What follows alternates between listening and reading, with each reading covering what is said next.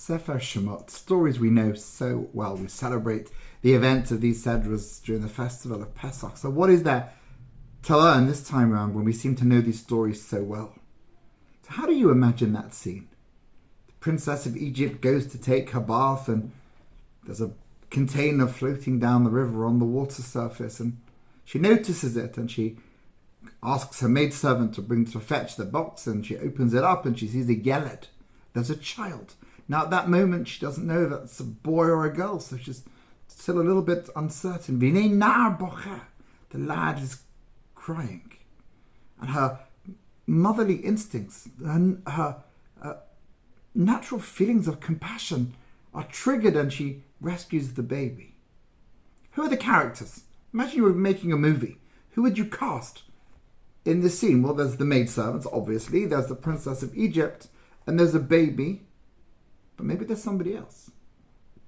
It all depends how you understand the pasuk. There's a yeled. There's a child. Then there's a nar bocher. So nar is weird because we tend to think the word nar seems to refer to an older child, not a baby. And Moshe was only 3 months. So the rabbis in the Gemara and Rashi quotes it. Nar bocher, his voice was different, sounds like an older child. That's one way of understanding it. Nar could be that he was a very large child and his body looked older than he was. Another approach. A third approach says, nar, he was crying so much. This baby was in trauma. It was crying and crying and crying. Like an older person. Possibly. Give you something different from the Chizkuni. It's so beautiful. Pharaoh's daughter was having a wash. She sees this baby, doesn't know if it's a boy or a girl. B'nei nar bocher. She looks around, and there's somebody else in this movie scene that you've forgotten to cast. Moshe's brother. You see, we know there's the mother, we know there's his sister Miriam, who's hiding in the reeds, checking out on the baby. But where's Aaron? Where did he go off to on that fateful day? The day that his mother did something so unmotherly and put a baby on a bus in a box and sent it down a river. By the way, we know from the Psukim in Tanakh that the Egyptians were not so unfamiliar with dumping unwanted children in the River Nile. If you had a pregnancy you didn't want, you wanted to get rid of a baby, you would just sort of flush it away.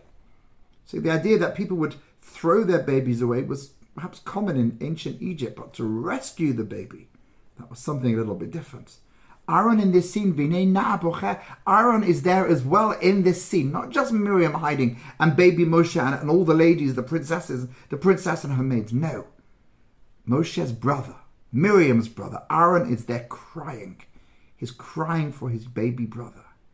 And Pharaoh's daughter, princess of Egypt, V'nei nar bocher, she looks around and sees a boy crying. Oh, she says, this must be one of the Israelite babies. But her compassion is triggered and she rescues the baby. If a princess of Egypt can open her eyes and see a Jewish person, Jewish baby crying, then oh boy, we should open our eyes too. So let it be the Shabbos where we can see as well, where we see and we hear.